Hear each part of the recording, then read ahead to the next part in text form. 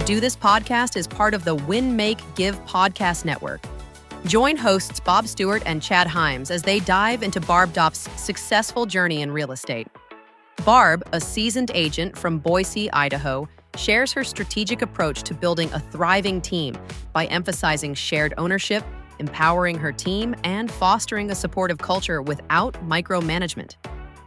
Discover how Barb navigates the real estate market, grows her business with 25 agents, and maintains a stress-free, fulfilling life by focusing on leadership, retention, and delegating responsibilities. We hope you enjoy this episode of the Do This podcast, presented by Brivity.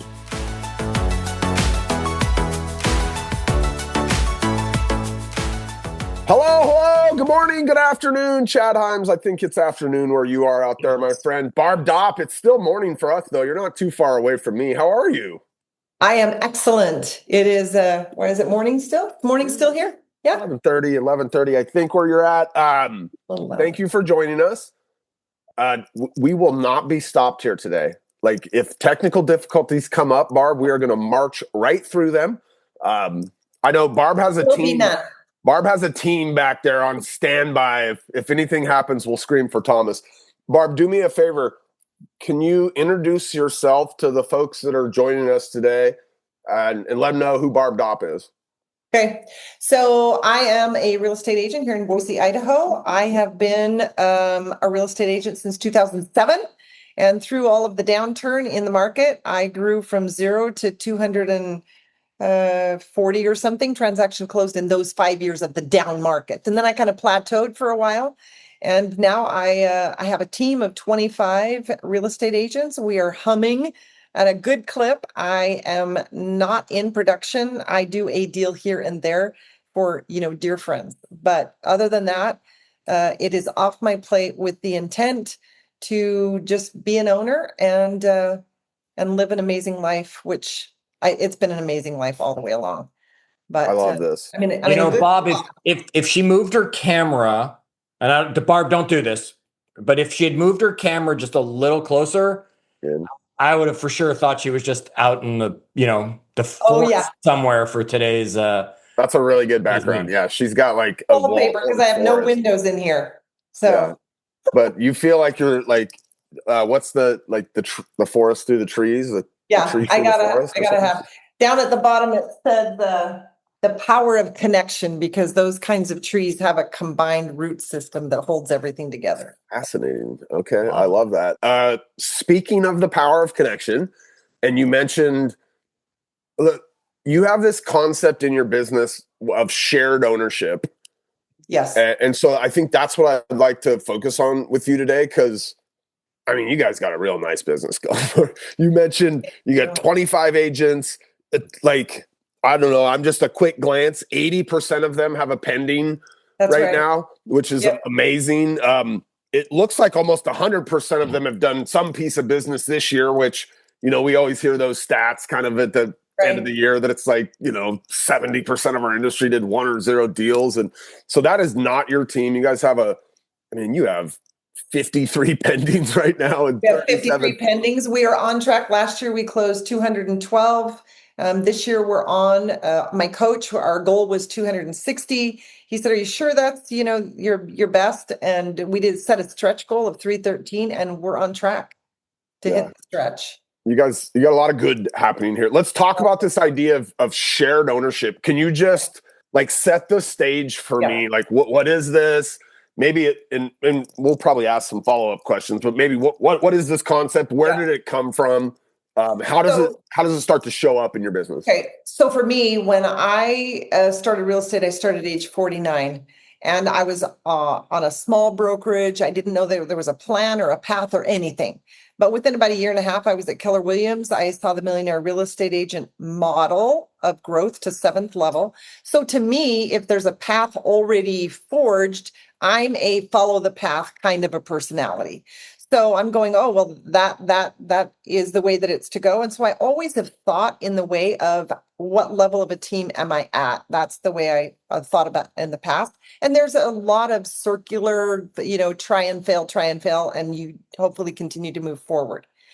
So as I have progressed to say, how do I get out of buyers? I figured that out, right? That's not that difficult. You have buyers agents. Getting out of the listings was a little more difficult.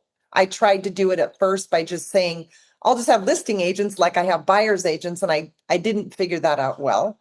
And then I brought an individual in that replaced me. They worked beside me for a year, and that helped me figure out how to get out of listings. Okay. And now my team does buyers and sellers both, all the agents. There's no specialists. I don't have that anymore. So as I have grown to say, and I've brought many people into my world thinking this is my person that can replace me, and then I'm just gone, right?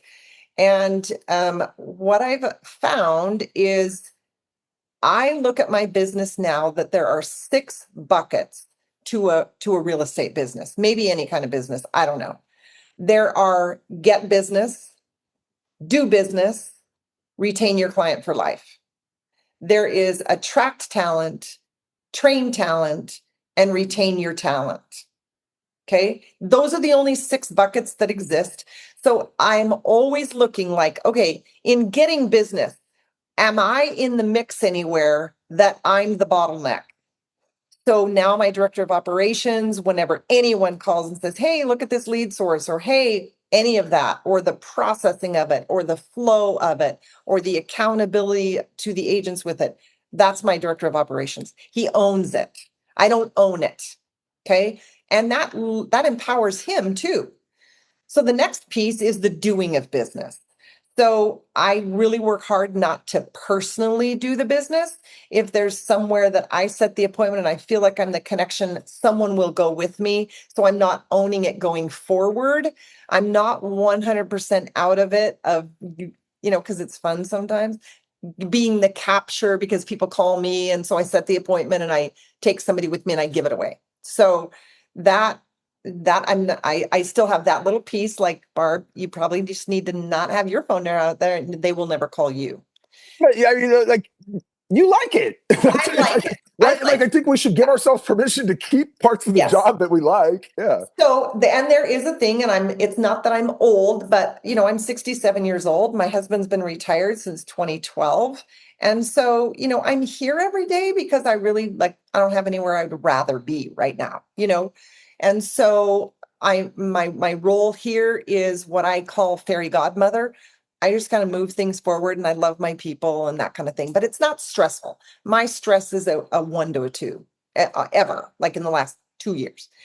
So I have that little piece of the doing the business, and I'm not the overseer of, am I watching the contract and making sure my agents, I have a director of sales, and that's her role. And she owns that.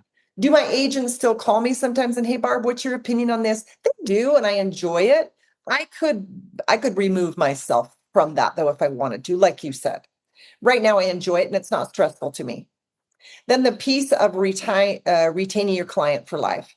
So that is the director of operations that runs our events. We do that through events and through following Day in the Life of Brivity that gives you the opportunity to be in touch with your people on a regular basis. They're on market reports, they're on listing alerts, and when we're following up with those. I have not done an excellent job of staying in touch with my past clients like I did in the past. But here's what I do as I'm a leader growing the business. I'm observing, always observing to say, all right, I'm not doing the business. Is business being done? I didn't put anything pending. Is something pending? Right.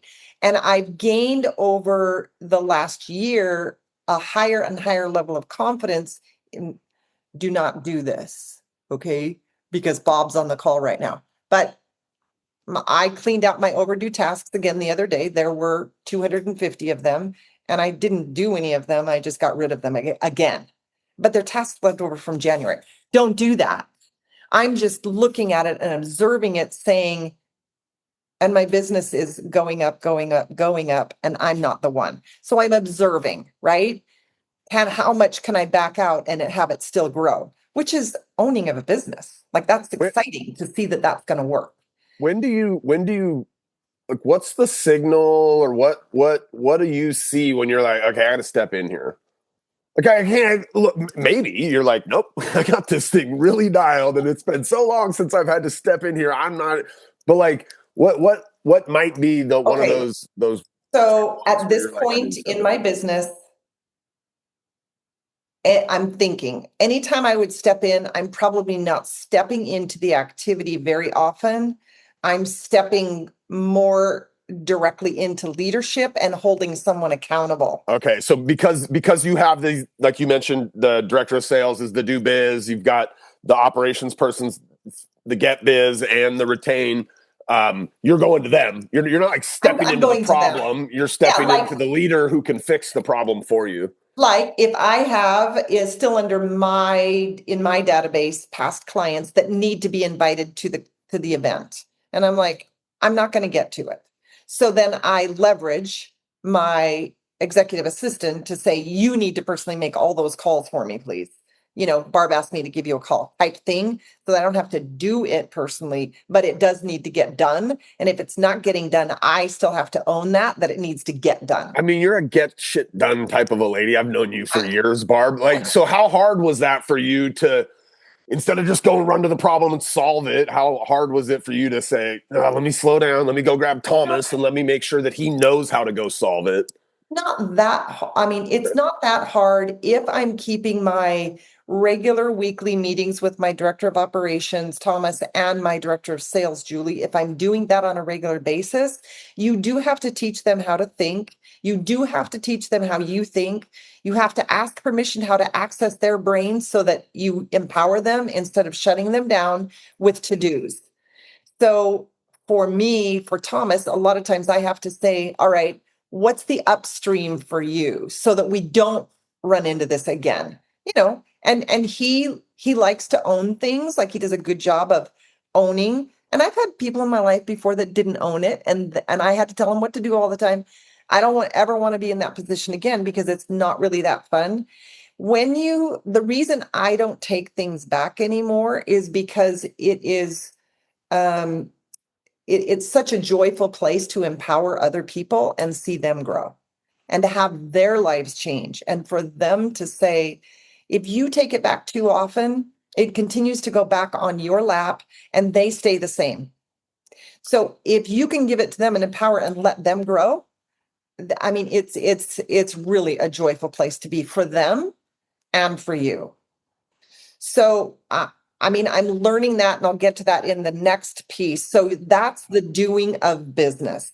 Okay. I haven't, when I say, okay, Barb, you've got to insert, I really work not to do it one-on-one. I do still do one-on-ones, asking the questions. But but then I go upstream and I say, at probably a year and a half ago, my people came to me and said, Barb, you backed out too much. Like they need to know that you're here and that you learn from you still. So I said, okay, I'll teach once a whatever month. And so I had to put a system in. My personality likes proven systems, and then I'm going to come from contribution. That's my win in how I work. So then we said, all right, well, it didn't take very long until I was teaching those things. And then I looked around and I said, you know what? Would you like to teach that now? Would you like to teach that now? So I'm almost always an observer in any meeting. I am not the leader of the meeting. And that kind of comes to the next part. So that's the block for the getting business, doing business, retaining clients for life. Any VAs that we hire, I mean, I know that this isn't the model for everyone. I'm never going to interview a VA, like not one day. I am not good at holding people accountable that are not face to face with me and in my space. We're a team that works from, sorry, buzzing here. Somebody might be calling you that you could pass to one of your agents. Yeah, that's right. We're a team that works from the office. We own our own building. And so we've got a collective space here. And I've had a VA before that I wasn't responsible for, and it failed miserably. Thomas interviews, like you can hire people here. I don't even know their name until they've been here a month or two. Like I don't talk to them. I don't interact on a hiring or holding accountable. It's not my job at all. I don't own it one moment. Totally Thomas's responsibility. The same when a new agent. Oh, go ahead. Can I? ownership is an interesting concept, and generally, ownership would conjure up images of like, I participate in the profits of the business, for example. So I'm curious, is that the way that your director of sales and your director of operate, do they have a little bit of a profit share in the business, or do they get bonused on like, how do you get them to actually feel like they have ownership in the business? Maybe you give it to them, or maybe it's some kind of a bonus structure. What does that look like? Part of it is how you treat people. And Okay. who's going to source what needs to be done. So for me, because I'm part of place, my director of operations started as a listing manager, and he did that for several years, and he takes pride in his role. And he didn't even want to move to the director of operations role because he wanted to be the best listing manager that the company had. And there came a point when this is what happened to me. I had another person in that role, and I ended up having to fire them, and it was a family member. It was a disaster what happened. And it was very difficult for me. I mean, I'm a pretty resilient person, but this was really tough. And I came to Thomas and I said, Thomas, I can't even handle this. So would you and Julie, that's my director of sales, she wasn't the director of sales at the time, she was the EA. I said, would you guys get together, come back to me with a proposal of what you think we should do next for this company? Like, it was just devastating to me what happened. They took some time to think about it. Thomas came back to me as a leader and said, here's what I think we should do. I think I should step into that director of operations role. I think we should move Julie to the director of sales role, and here's why. And he laid it all out. And I've given him, and I said, I'm good with that. So from the beginning of, I mean, he's always kind of had that personality about him. When I say ownership for him, his compensation is salary with an override. At the beginning, the override was based on, I can't remember, I think profitability or something like that. This year, he asked for a raise. So I met with my financial person at place, and we came up with what we felt was the right base for him. And now his override is based on percent of profitability. Our goal is 30% or more, right? So place has got a structure, and that allows him, it's paid out quarterly now. So he has ownership in the profitability of the business. He does. So that's one way that you did it. He's on my P&L call. He knows our finances. I will say, sometimes my way of doing that is they'll come to me and ask a question, and I'll say, I care zero about that. Like, you can make that decision. I've trained them. If you're not sure what to do, I'll give you 10%. You go do 80%, bring it back to me, and I'll put my final stamp on it. And he's been in that role now for more than 2 years. And I continually, when he started that role, I said, I'm going to have you be trained with place. Like, I'm not going to train you how to do the job. I don't even know how to do the job. I haven't done that pieces of that role for so long that now every director of operations is going to have different things that they're going to own in your business that might be different than mine. He doesn't do the interviews or set up screenings for hiring or any of that.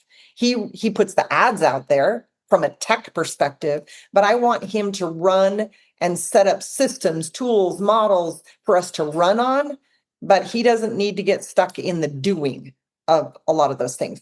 He runs the VAs, so those VAs do the pre-listing and the TC, so he oversees all the contracts. He always knows what's going on, but he has leverage to get it done. Does that make sense? Can we 100%? Yeah. Can we move over to the other, Chad? Okay, so the next track is attracting business, attracting talent, training the talent, retaining the talent for life. So in the attracting of talent, some would say, oh, Barb, you got to make sure you put ads out there. I don't even know what the ads say, never have known. Director of operations, you need to know. And here's who you talk to if you don't know what to do. And it's usually not me that says you need to tweak this. For me, I interact with other people and they say, Barb, here's what's having success. And I say, awesome. Hey, Thomas, would you talk to this person's director of operations? Because they're having success. And he does track those things down. When I ask him, he likes to do that collaborative, but he's not coming to me for the collaboration. Sometimes he does, but usually there's another person. So I leverage everything in my world to other people that have had success in it. So he runs the ads. That's for the attracting of talent. He really doesn't do anything else in the attraction of talent. That all goes to Julie. We've got a couple of different avenues that we do for attracting talent. And I mean, sometimes literally they're hired. I don't even know their names. She sends me their contact information. Sometimes she'll say, would you come in and meet this person? I really want you to meet them. But she's been in my world for 8 years now as well. And so I raised her from before she even had her real estate license and have grown her through things. So she now knows, is very clear. It's taken a little bit of time, but she's very clear on who she wants, because I don't want her to continue to say, hey, Barb, what about this person, that person? Because I want her to own that she's the one that's going to raise them.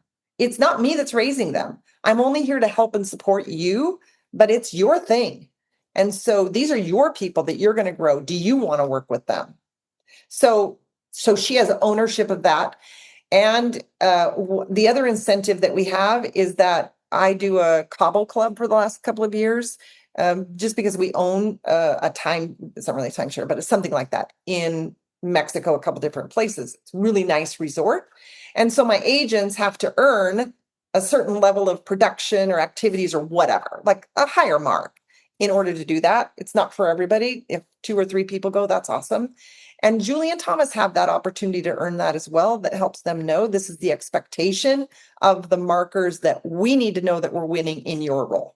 So they have that. So the training of those agents, Julie owns that training. I'm leverage for her, but she's not leverage for me anymore because she owns it. Retaining the client for life is the biggest game changer that will help you grow your business. If you have got people in the front door and going out the back door at the same time, it's really tough to have the culture that you want to have. And so my job now really, because I'm not in production and I'm not running 50 things, I have a lot of bandwidth emotionally and the time of my day to really just love my people. To tell them they're doing that. So we got 6 parts. The one that by the way, I think that one, that's the place you stay. So you stay in the love on my agents, retain them, let them, Barb, I mean, but I retain we all know them by plugging them into everything else. Like we get done with, and I'm looking because we're with Place and maybe everybody here isn't, but with Place, my agents have an opportunity to earn stock. If my agents are not buying stock, I feel like they're at risk, right? So those are the ones I'm going to talk to.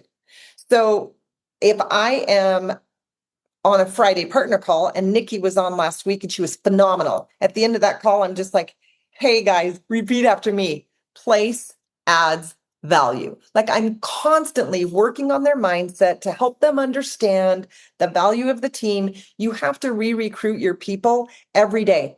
My job is to keep their mindset in check. It's not going to go 72 hours without being checked and be stable. It just isn't. Like it is what you have to do more than anything else, in my opinion. Chad, what are you thinking over there, man? There's so many things, Bob, but I don't want to cut Barb off because she's running out of time and I want to hear her finish her bucket presentation for everybody. We got it. I mean, so we've got both sides, right? So you have 2 main leaders. So let me just give you one example of, let me give you one example of this, Bob. So we had an opportunity to do long form video YouTube. We went to a training and everybody's all about, you got to be doing video and whatever. And I'm like, I'm not going to own that. If I put now in my business, if I insert myself to do something and hold responsibility for something, there will come a day that I got to figure out how to not be the one responsible anymore, or it dies. So now you're like, let me just start by not being the one responsible. Yes. Okay. So they say we want to do long-term video. I say, all right, Thomas, the only willingness I'm willing to do in this is if you put on my calendar that I need to be somewhere for 2 hours and how many outfit changes I need. That's the only commitment I'll make. And he says, okay, yep, we can do that. So I don't know. We have a company and Thomas is in charge of the whole thing. I don't care what they say. It just has to prove results. It's him to own it if it has results. I'm just not going to micromanage any of that. And I can show up for 2 hours because there can come a day when I can say, Julie, would you show up for 2 hours this day instead of me? Like, I'm not going to own any of it. So even when you are sense? taking on do it type things, sorry, Chad, go ahead. No, go finish your question, Bob. Well, even if when you are taking on do it type things, you take them on with the understanding that the exit is easier than maybe it would have been for you in a past life when you were taking on things. Like you're already thinking about what's the exit. It's Julie stepping in for those 2 hours instead of me. And I'm not going to figure stuff out. Like I got an opportunity to have a great recruiting opportunity at a real estate school. I went one time in charge and then I'm like, Julie, I'm going to ask if it's okay if you're in charge now. And he said, yeah, that's okay. So I might go to help her sometimes, but I'm not in charge of it at all. I don't follow up with any of that. You know, everything I do, someone else has to be beside me that will own it. And I'm happy to be there as a helper. I don't run power-ups anymore. Julie runs power-up. I don't run my team meeting. Darcy, who's been with me for 11 years, I empower her to run the team meeting. I'm using ambassadors now. I have 5 ambassadors in my company, and they carry the message forward. So all of those things, I have 2 or more people between me and getting the job back. And I now am just watching my business to like, is it breaking over there? Right? Is it working? Oh, we're growing. We're growing without me like talking to my personal clients as much, and it's still growing. Okay, that's good. That's what I think. Okay. So good. I'm going to ask something finally. Okay. You keep Chad talking. gets a shot here. You keep talking about ownership. Yes. Yet, and I'm going to push back. I don't mean this as an attack. I'm just pushing back. The 3 names you keep dropping, because you added a third one here at the end, 4 people who take ownership have all been with you an extended period of time. I'm watching this webinar. I'm somebody else who's out there. Can I hire ownership?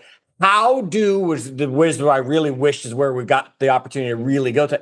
How do I build ownership? Bob started asking the question earlier about, okay, they get a percentage, so they want the company to succeed. Yet, can I hire ownership? Does somebody out there watching this need to now find people that they can have for 5 or 6 years before they can give them ownership and trust in that? Let's talk about that if we're going to talk about I look around in the world and I say, okay, who has done it? Claudia Restrepo did it in Spokane. Like she got herself to 7th level by hiring it. Now she was there and had a relationship with that person for a while, but she hired a CEO and it worked. I don't have a lot of other people on that list that have made it work. I tried to hire. I thought, okay, the path would be an amazing director of sales, which has a history, come into my world, and it didn't. I've had other agents that I've said, okay, like I've always for 10 or more years, I've said, what's my exit strategy? And I'm looking at that person. I say, you can have this business if you want it. Here's the path. And none of that has worked for me. I don't know why. They get to a certain point and they look at me and they go, I don't want to be you. Like, I don't want to be you. I want to go do you instead of being you. But the people that I have in now have been growing. And I don't know, somebody might be able to do it different. For me, this is the way that has finally worked. And because my partnership is placed now, then I can say, I'm out. You are the new person. Your partner is still placed. Like you don't have to change anything. You just have to step into the loving the people. And the biggest person that is going to replace me is going to be somebody that loves the people. That's what I think. I think every team is going to be different though, how they're going to achieve it. I don't know that there's one path. For me, okay, for my director of sales, her compensation started as salary because she was salaried before and she was a single mom. She's now completely override. None of them have an ownership in the company. They're based on profit, sales and profitability. I don't have anybody in my world right now that is saying, I have some people in my head, but I think if I died in a car wreck tomorrow and I never came back, my director of operations and my director of sales would continue to have the company move forward and be successful. That's my belief. Chad, what I hear here, I think, she gave us one example of somebody that did it the higher way, the much quicker. What I hear is there's not a lot of shortcuts. Like she had to grow these people, and there's very few shortcuts. And Barb, you tried to take a few shortcuts and hire, and it didn't go the right way. 10 years so far for that shortcut. Yeah. Literally the number of people that have been in my world with me having the intention and even the conversation, I think has been 7 people so far. And none of them are here. They didn't last 2 years. Well, Barb, hey, listen, normally at this point I say, hey, you're super busy, get back to work. What I would say to you is good job. You've taken all the busy work off. Get back to loving your people. That's exactly what it is. That's like kind of the hat that you've decided you want to wear. I text them regularly. I write handwritten notes. Sometimes I've gone every single week for probably 9 months. I wrote handwritten notes that appeared in their mailboxes.